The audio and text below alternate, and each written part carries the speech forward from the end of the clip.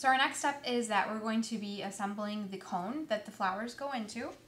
And I have taken a regular 12 by 12 piece of scrapbooking paper. This one is from the line we talked about previously.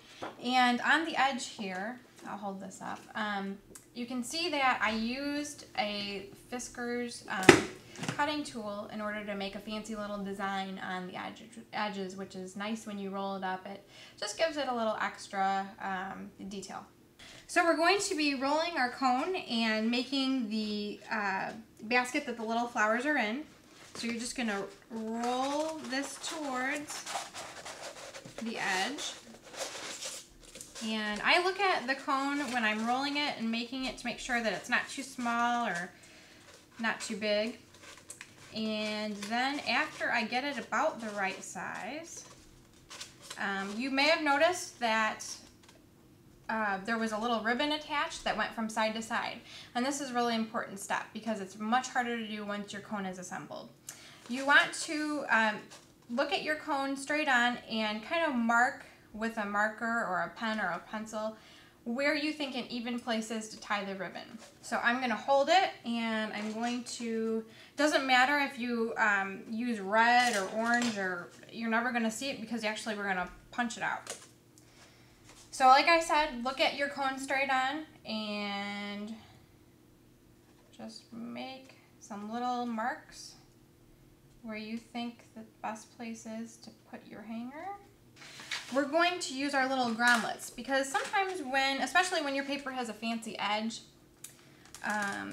you tie your ribbon and you get it all hung and then it pulls out. So that's what your little grommets are going to do. And on the back of this package, actually, it's the large grommets by Memory Keepers. It says the settings for the big bite, which is great because then instructions are right there. So I'm going to flip this over. Oh, and by the way, the instructions say the setting down here should be 4, and this slides up and rotates. So the setting on the bottom should be 4, and the top one should be a D. And you just put your little grommet in on that shelf there. Okay. I'm all set to go. I'm going to stick this paper in there.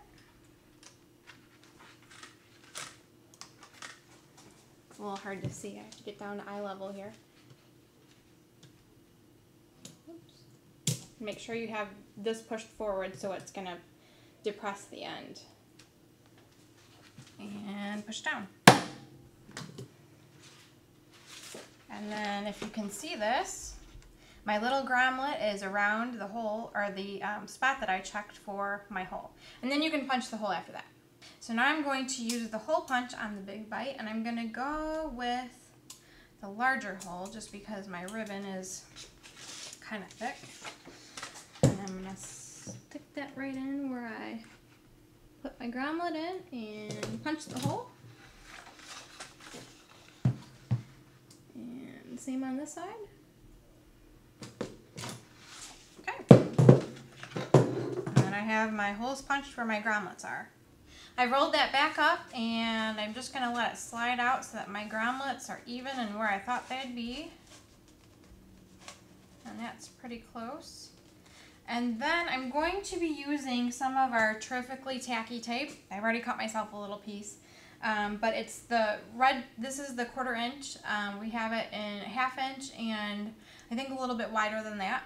So it comes in a couple different sizes and it's double-sided. And this stuff is just the best.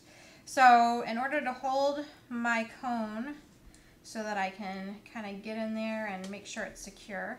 And really, this is not holding something that's heavy, so it doesn't need to be, doesn't need to stand up to a tornado or anything. So I'm going to pull off the red lining. There's that little lining piece. And I'm just going to fold that down. Okay, looks pretty good. If you want this to be more pointy at the end, you can cut it.